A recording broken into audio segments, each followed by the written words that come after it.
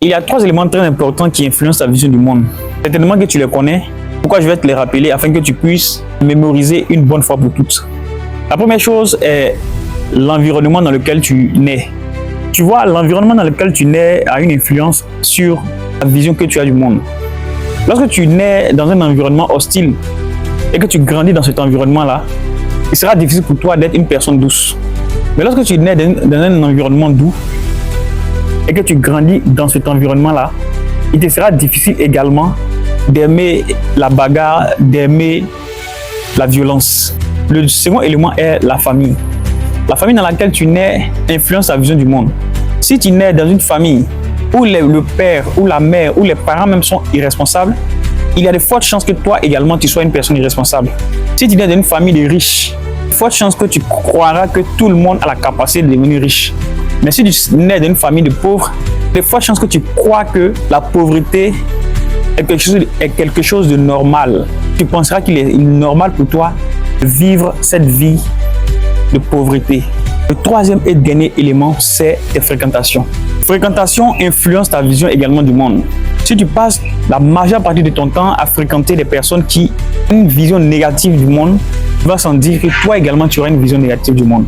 Si tu passes la majeure partie de ton temps à fréquenter des personnes qui sont négatives, qui sont pessimistes, il en découlera que toi également tu seras pessimiste. Par contre, si tu marches avec des personnes positives, des personnes qui ont une vision assez améliorative, qui ont une vision assez claire, assez limpide, une vision assez propre de leur futur, tu vas sans dire que toi également, tu vas développer ce caractère-là et tu vas avoir une vision claire de ta vie et de ton futur.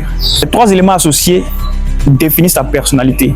Regarde donc qui tu es, regarde donc ta personnalité et tu verras que lorsque tu as du mal à te lever pour te battre, pour pouvoir atteindre ton objectif ou tu as du mal à te lever pour pouvoir renverser la situation en ta faveur, réfléchis à l'environnement dans lequel tu es né. Réfléchis dans la famille. Réfléchis à la famille dans laquelle tu es né. Réfléchis à tes fréquentations. Tu trouveras la raison pour laquelle tu as du mal à faire face à tes problèmes. Tu trouveras la raison pour laquelle tu as du mal à affronter le destin. Certainement, dans ton entourage ou dans ta famille ou même le lieu où tu es né, tu n'as pas appris à te battre, tu n'as pas montré, tu n'as pas été enseigné à te battre, à relever les défis toi-même. Par contre, celui qui plutôt a pris conscience de la vie, qui a su relever les défis lui-même, tu trouveras que face à une situation, il sera prompt à trouver des solutions et il ne cédera point au découragement. Comme je le disais tantôt, ces 3 éléments mis ensemble révèlent ta nature, révèlent ta personnalité.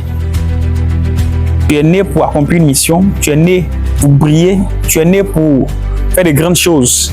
Alors ne te laisse pas influencer par les difficultés ou les problèmes.